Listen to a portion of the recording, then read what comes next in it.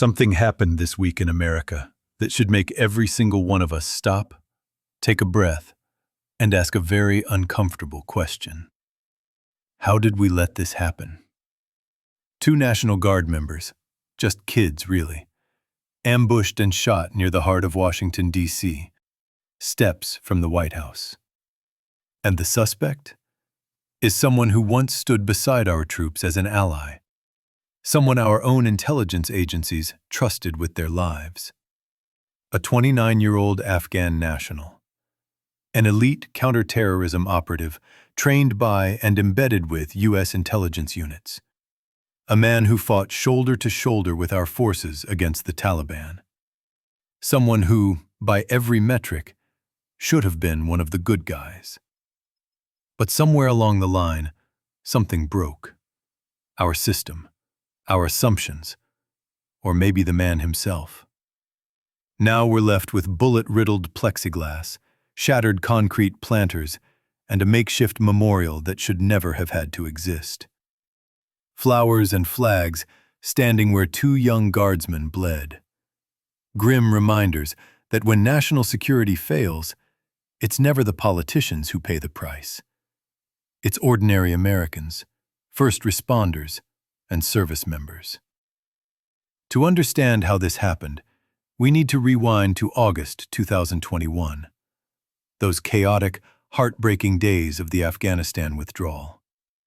One of the largest emergency evacuations in modern history. Over 120,000 people airlifted out in mere weeks. A humanitarian mission wrapped inside a global crisis. The people brought out weren't strangers. Many had risked everything for us. Interpreters, tactical partners, intelligence aides. They were screened at transit hubs in Germany, the UAE, Qatar. Then screened again at U.S. military bases like Fort Bliss and Fort McCoy. Biometric scans, interviews, intelligence cross-checks, multiple layers. On paper, the vetting was airtight. In reality, it was being stretched to its absolute limits.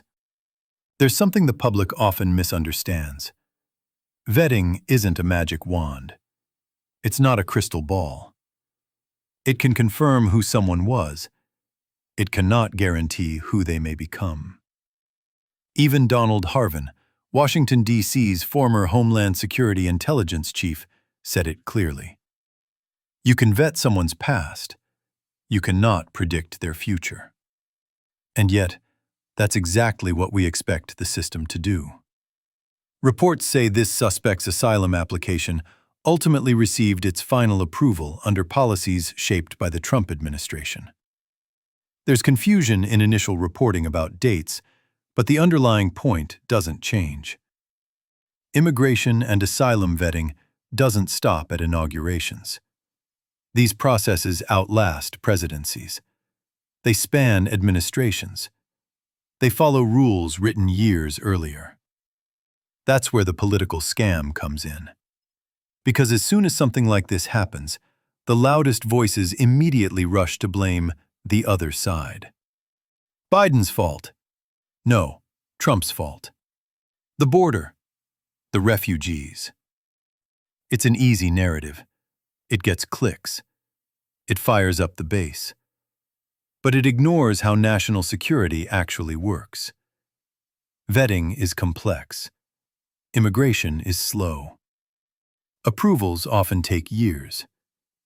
Case files move from one administration to another, shaped by rules no president can change overnight.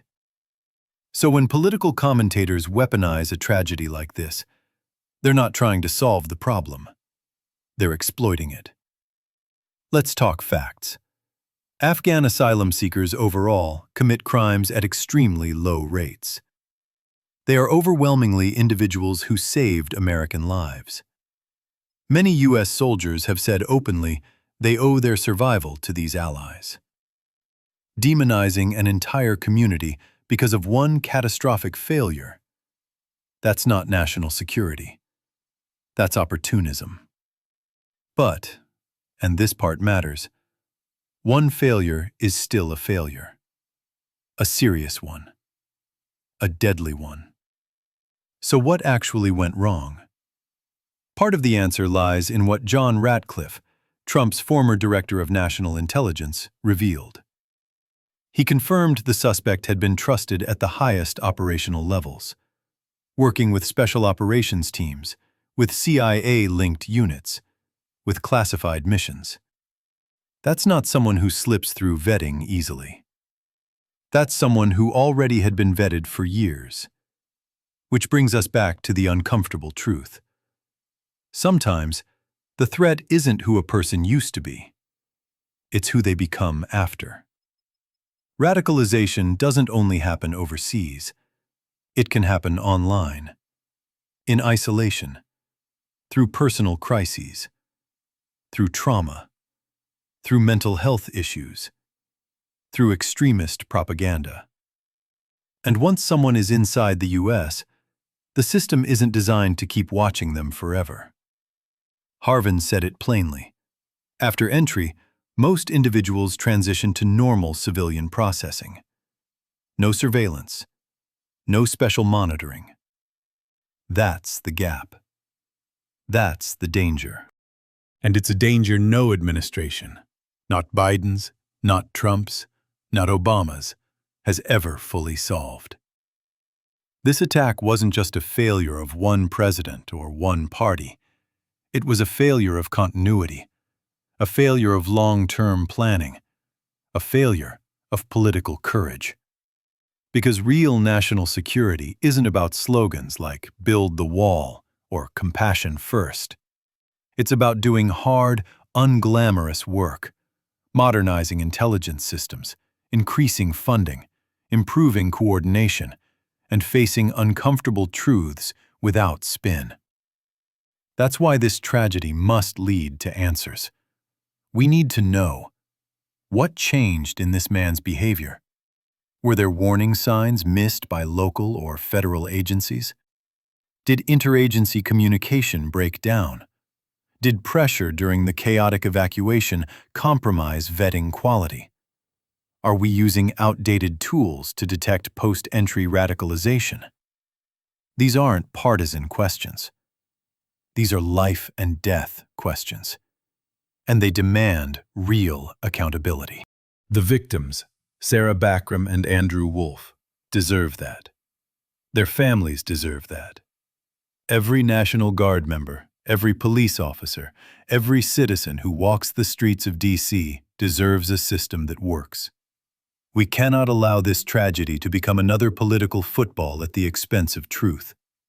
We cannot allow fearmongers to use it to smear all immigrants, and we cannot allow partisan defenders to downplay the hard lessons we need to learn.